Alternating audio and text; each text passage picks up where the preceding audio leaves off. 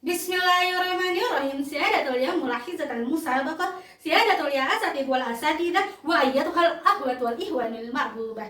Assalamualaikum, assalamualaikum, assalamualaikum. Waalaikumsalam. Salam kami ucapkan untuk Anda para audiens. Assalamualaikum warahmatullahi wabarakatuh. Hamdan wa syukran lillah amma ba'du. Rabbi sholli sadri wa yassir li amri wahlul 'uqdatam min lisani yafqahu qawli.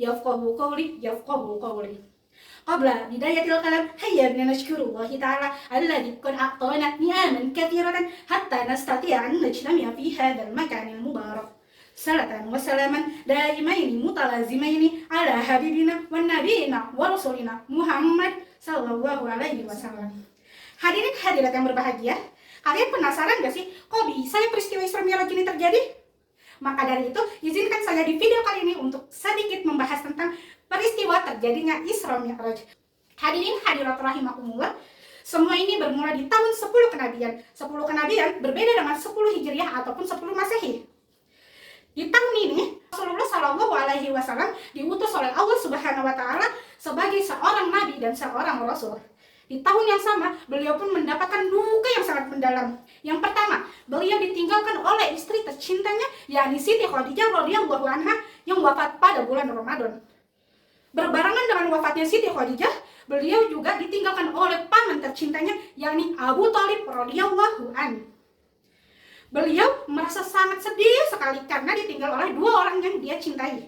Bahkan para sejarawan Islam pun sepakat menamakan tahun ini dengan Amul Hazan. Amul Hazan bermakna tahun kesedihan. Dengan ditinggalnya wafat oleh dua orang yang dicintai ini, beliau merasa sangat sedih karena beliau merasa sudah tidak memiliki tameng maupun pelindung ketika ia diserang oleh masyarakat kafir Quraisy. Beliau merasa semakin terintimidasi, semakin dicaci maki, semakin diserang oleh kata-kata kotor. Beliau sangat dilukai batinnya oleh kaum Quraisy yang ada di Mekah ketika menyampaikan risalah dakwahnya. Karena kejadian itu, akhirnya apa? Beliau memutuskan untuk hijrah sementara keluar kota Mekah, yang mana ia melihat suku terhormat di wilayah Taif. Beliau berharap ketika beliau datang ke kota Taif ini, beliau akan diterima secara baik-baik, secara hormat oleh kaum Bani Thaqif. Akhirnya beliau pergi ke wilayah Taif bersama anak angkatnya pada saat itu, yakni Zaid bin Harithah. Beliau pergi dari kota Mekah ke kota Taif, yang mana jaraknya kurang lebih 100 km. Beliau jalan dengan berjalan kaki. Tapi tahu apa teman-teman? Begitu beliau sampai ke wilayah Taif, nyatanya kaum Bani Thaqif sama dengan halnya kaum Quraisy yang ada di kota Mekah. Mereka sama-sama menolak keras ajakan dakwah dari Rasulullah. Bahkan respon dari kaum Bani Thaqif ini lebih parah dari kaum Quraisy yang di Mekah. Jika di kaum Quraisy beliau hanya diserang oleh kata-kata, tapi di wilayah Taif ini beliau diserang juga fisiknya. Beliau dilempari batu hingga kaki-kaki beliau berdarah, padahal Zaid bin Harithah pun sudah melindungi Rasulullah. Akhirnya dengan kaki yang berlumuran darah, beliau memutuskan pergi dan beristirahat sejenak di kebun kurma milik dua putra bernama Rabi'ah. Beliau beristirahat dengan rasa yang kecewa. Di samping beliau istirahat, Allah memanggil Jibril. Ya Jibril, sampaikanlah kepada malaikat yang ada di Bukit Taif untuk mendatangi Rasulullah, tanyakan apa mau Rasulullah. Lalu apapun yang diinginkan Rasulullah, taati. Akhirnya Jibril pun menghampiri malaikat yang ada di Bukit Taif itu. Tanpa berlama-lama, akhirnya Jibril menyampaikan apa yang disuruh Allah, dan malaikat yang ada di Bukit Taif ini pun menghampiri Rasulullah. Ya Rasulullah, aku diperintahkan oleh Allah untuk menghampirimu. Apa maumu ya Rasulullah? Haruskah aku mengangkat bukit ini lalu menimpakan kepada orang-orang yang menyakitimu? Tapi apa teman-teman kata Rasulullah? Lah, jangan sakiti mereka. Fa'innahum qaumul la ya'lamun. Bisa jadi mereka belum tahu apa itu Islam, apa manfaat agama Islam. Jangan sakiti mereka. Aku berharap kelak keturunan di wilayah Taif ini, keturunan Bani Thaqif ini, semoga ada yang beriman kepada Allah Subhanahu wa Ta'ala.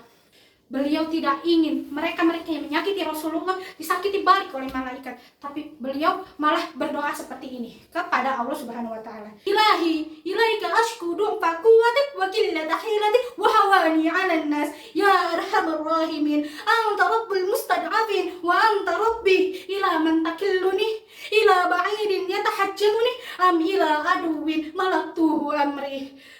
Malam takun alayya ghurbi fala أولي ولكن رحمتي لي أوسع إلهي ما لم تنزل علي غضب أو يحل علي سخطك لك العتبى حتى ترضى ولا حول ولا قوة إلا بك. Ya Tuhanku, kepadamu aku mengadukan lemahnya kekuatanku, lemahnya daya upayaku, hinanya aku di hadapan manusia.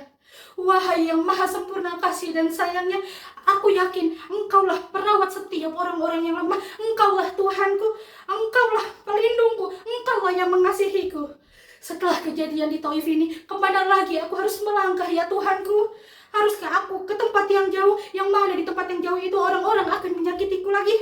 Atau masih di tempat yang dekat ini, dan aku akan bertemu sekelompok orang yang tidak menyukaiku dan mereka menyakitiku lagi? Selagi itu tidak membuatmu marah ya Tuhanku, aku tidak peduli. Karena aku yakin rahmatmu lebih besar daripada sifat orang-orang yang menyakitiku. Ya Tuhanku, asal Engkau tidak menurunkan kemarahan kepadaku, tidak menurunkan murka kepadaku, aku sepenuhnya bersandar kepadamu. Tiada daya dan upaya selain darimu. Teman-teman, akibat dari doa ini, doa yang disebutkan oleh Rasulullah, bergetar arsy-Nya Allah, yang mana karena doanya ini beliau dapat undangan spesial dari Allah Subhanahu wa Ta'ala. Peristiwa wafatnya Siti Khadijah berserta Abu Thalib ini merupakan pengantar jembatan kuat yang keimanan kita kepada Allah Subhanahu wa Ta'ala. Setelah merenungi apa yang terjadi di dalam hidup Nabi Muhammad, kemudian beliau berdoa. Atas doanya ini beliau mendapatkan undangan spesial langsung dari Allah Subhanahu wa Ta'ala, yang mana undangannya ini berisi Isra Mi'raj yang diabadikan dalam surat Al-Isra ayat 1. Subhanalladzi asra bi'abdihi laylan minal masjidil haram ilal masjidil aqsa alladzi barakna hawlahu linuriyahu min ayatina innahu huwas samiul basir. Teman-teman, perlu diperhatikan kata yang keluar pada ayat pertama ini, subhanah. Harus teman-teman ketahui, jika surat yang diawali dengan kata subhanah, ada peristiwa besar yang terjadi yang tidak bisa dijangkau dengan akal manusia.